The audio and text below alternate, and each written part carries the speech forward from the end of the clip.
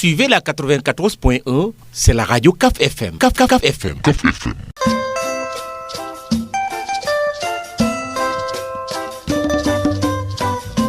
L'exploitation des ressources naturelles est souvent source de polémiques et dans certains cas, cela crée des conflits. La population ou une partie d'elle s'érige en bouclier contre l'exploitation des ressources ou tout simplement contre l'attribution de terres à des privés ou des compagnies. Dans d'autres cas, les habitants d'une même localité n'arrivent pas à parler le même langage sur le sujet et se divisent. En Casamance, une quantité relativement importante de zircon a été découverte dans la commune de Kataba 1, notamment dans le village de Niafran.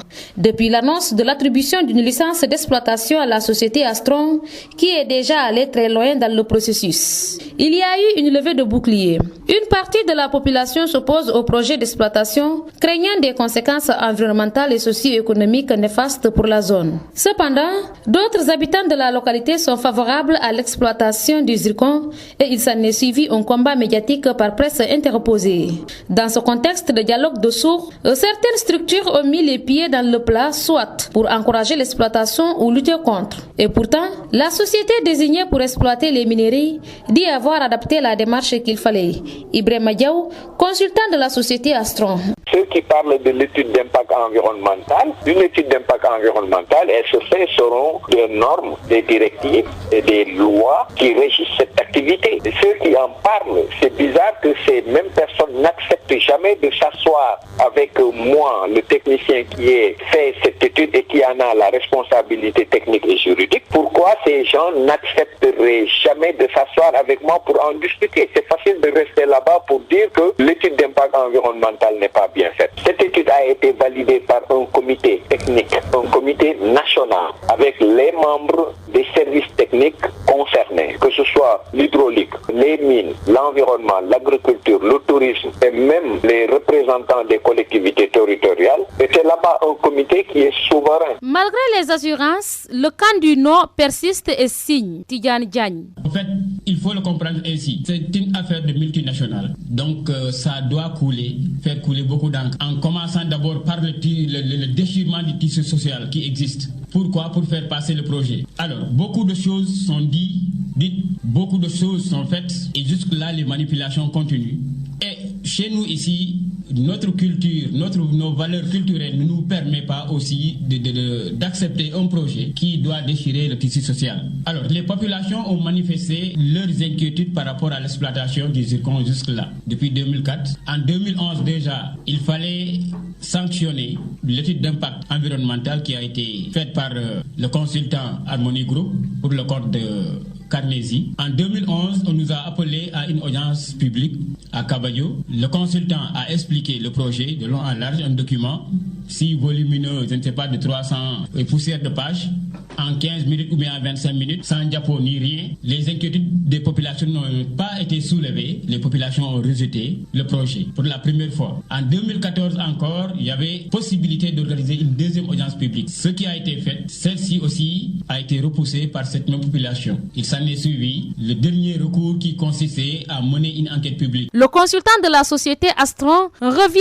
à la charge pour rassurer. Les assurances que je peux donner aux populations, moi, en tout cas, ce que j'ai mis dans mon rapport et ce que la compagnie a validé et a l'intention de mettre en œuvre, c'est qu'il n'y aura pas de déplacement de population. Il n'y a pas une case de Niafran ou de Cabadio qui va être déplacée. Ce que je peux donner, c'est que l'eau qui est utilisée par les populations ne subira aucun effet, aucun empoisonnement, aucune pollution. Ça, je peux en donner la garantie. La garantie que je peux donner, c'est que les rivières sont en train d'être exploitées, vont continuer d'être exploitées pendant l'exploitation et continueront d'être exploitées après l'exploitation.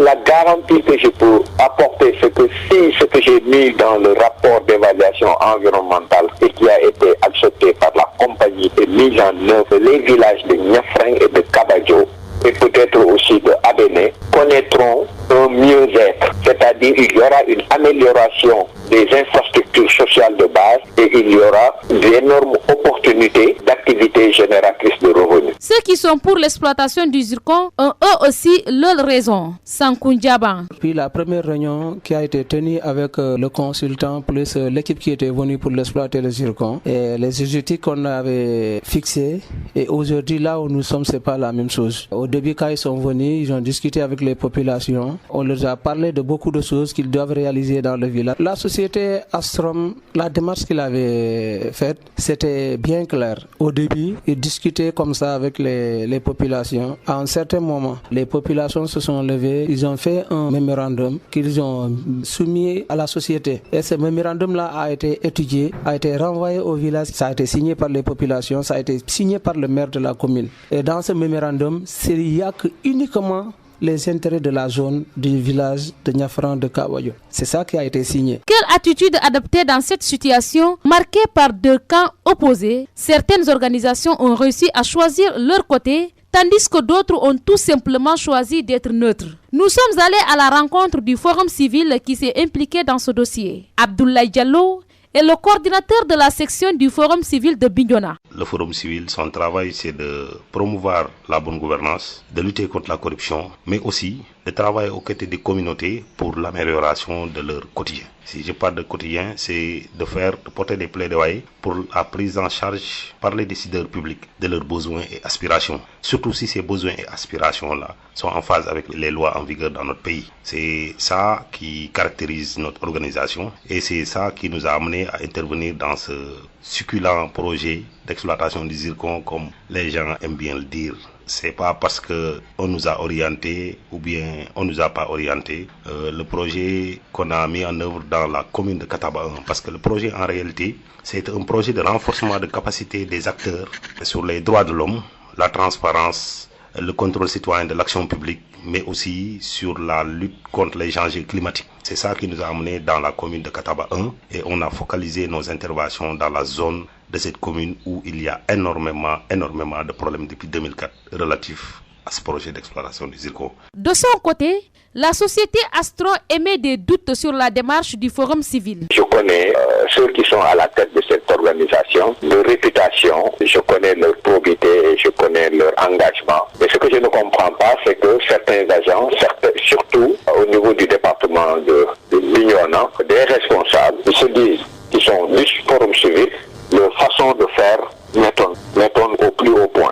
Parce que je ne peux pas comprendre que tu t'engages pour amener la lumière sur une mésentente sur un projet de cette nature et que tu ne prennes même pas la peine de consulter l'autre partie.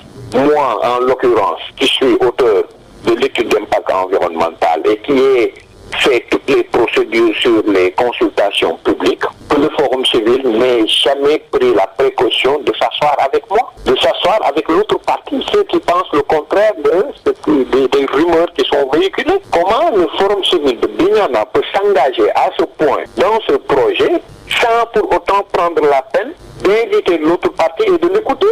Au contraire, quand on les invite, ils ne viennent pas. Le camp du oui soupçonne une main derrière le camp du refus. Et c'est après qu'en 2009 que les résidents qui sont au niveau de la dune sont impliqués dans ce problème d'exploitation des zircons. Ils ont demandé aux populations de refuser. Les Toubabs, ceux qui ont des campements et ceux qui ont des maisons sur la dune, ils ont demandé aux populations de refuser pour leur bien, parce que ce sont eux qui ont leur place là-bas. Et aujourd'hui, ce qu'on voit, l'ambassade s'est mêlée là-dedans, l'ambassade de la France s'est mêlée là-dedans, c'est pour que l'exploitation revienne à ces gens-là. Et la société, les gens qui ont découvert le zircon devaient être exclus du processus. En 2009, jusqu'en 2000, ils ont informé les populations, ils sont allés rencontrer les présidents des jeunes des villages, des chefs de village pour leur monter, alors que ceux qui étaient devant, ils ont été payés. Ils sont allés rencontrer ces gens-là jusqu'en 2011, où ils ont demandé à ce que les gens impliquent le MFDC. Donc le MFDC est impliqué dans ce processus en 2011. Loin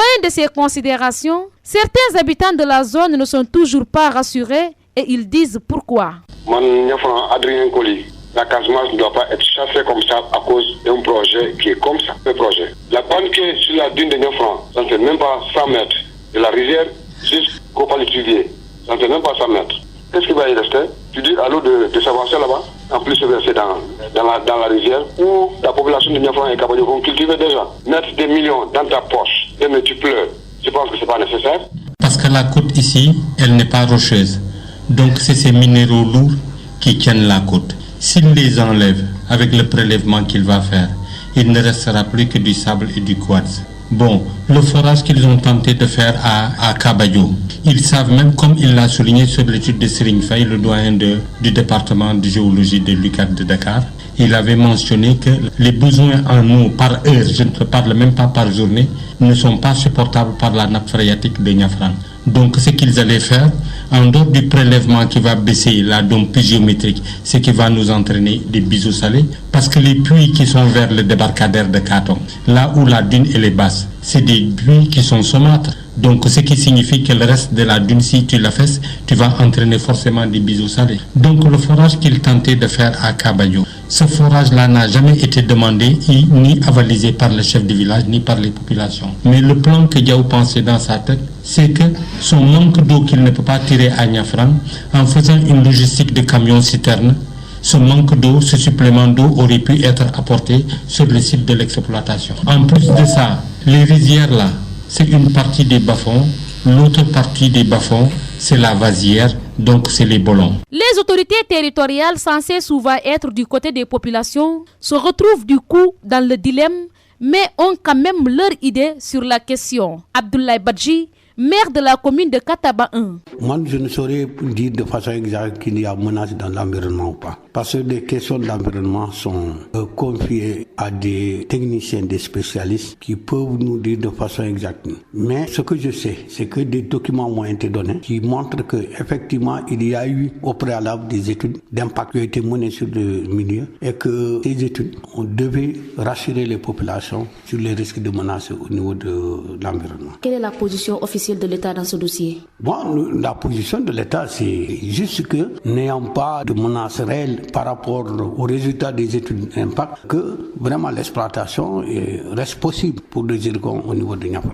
Pensez-vous que l'État a pris suffisamment le temps d'étudier le dossier avant d'autoriser l'exploitation du minerai? Je pense, oui, parce que vous savez que le dossier-là est né des années 2004 avec une phase d'abord d'autorisation d'exploration. L'exploration étant faite, c'est un peu le code de l'environnement. Dans le code de l'environnement, c'est des processus qu'il faut que l'État suit pour arriver à l'exploitation effective. Donc la phase d'exploration a duré à peine 3 à 4 ans. Si à l'issue de cette phase d'exploration, tout ce qui a été fait a été rendu public au niveau peut-être de l'État, c'est pour dire que l'État a pris suffisamment du temps pour vraiment réfléchir sur l'exploitation du zircon à Niafrane. Du côté du représentant de l'État, on joue la carte de la prudence, même si l'autorité préfectorale n'a pas souhaité se prononcer. Elle travaille tout de même à arrondir les angles pour trouver une solution heureuse. L'on craignait beaucoup, à un moment, une implication active du mouvement des forces démocratiques de la Casamance, MFDC, mais à l'arrivée, on peut dire qu'il n'y a pas eu de position officielle. Les indépendantistes ont préféré être prudents en disant qu'ils soutiennent la position de la population et on sait qu'il y a deux positions différentes des habitants de Kabayo et Niafrane. Cependant, le groupe de réflexion pour la paix en Casamance, le GRPC, dirigé par Robert Sagna, a tenté de jouer sa partition dans la recherche de solutions. Ibrahima Amadjeme a parlé à son nom. En fait, dans cette affaire de zircon, il faut dire d'abord que le GRPC en tant que structure n'a pas une position qui a été discutée par l'ensemble de ses membres. Par contre, en tant qu'autorité de la région, en tant que fils de la région et ressortissant de la région, j'ai échangé avec la plupart des membres du GRPC comme avec d'autres Casamancés pour faire comprendre d'abord que le zircon est une ressource naturelle, ce n'est pas n'importe quoi. Une ressource naturelle, c'est Dieu qui la met là où il veut. Il y a des pays qui en ont, il y a des pays qui n'en ont pas. Une ressource naturelle, c'est d'abord au bénéfice des populations qui vivent le plus près de là-bas. Ensuite, de l'État maintenant dans lequel se trouvent ces populations. Si ailleurs, nous, Sénégalais, d'une manière générale, et Casamance en particulier, nous émigrons pour essayer de trouver des activités ou des ressources parce que chez nous, il n'y en a pas. Mais le jour où on découvre des ressources qui peuvent donner également les mêmes résultats, donc c'est-à-dire les mêmes ressources, les mêmes revenus aux populations, je crois qu'il faut que de façon concertée, on discute pour s'entendre sur ce qu'il faut faire pour que cette richesse-là puisse servir aux populations locales et aux populations de l'ensemble du pays. Donc c'est ça ma position. Une ressource, c'est pas quelque chose qui doit rester là non exploité. Le faire aussi, ce serait faire preuve tout simplement de non-objectivité, parce que en ne l'exploitant pas, nous allons chercher à exploiter d'autres ressources ailleurs, chez autrui. Et c'est ça le vrai débat. Nous avons tenté d'avoir en vain la réaction du conservateur de l'aire marine protégée d'Abéné, le service de l'environnement, qui n'ont pas donné suite à notre requête d'entretien. Il faut dire que depuis quelques mois, c'est le calme. Personne n'en parle, ou presque. Qu'est-ce qui s'est passé entre-temps? Est-ce une décision de l'État ou est-ce que la société a laissé tomber? On ne pourrait répondre avec exactitude à ces interrogations, mais une chose est certaine. Ce zircon suscite beaucoup d'intérêt et d'attention de la part des populations, des autorités locales et étatiques, et même de certaines multinationales qui évoluent dans le domaine. L'avenir nous édifiera.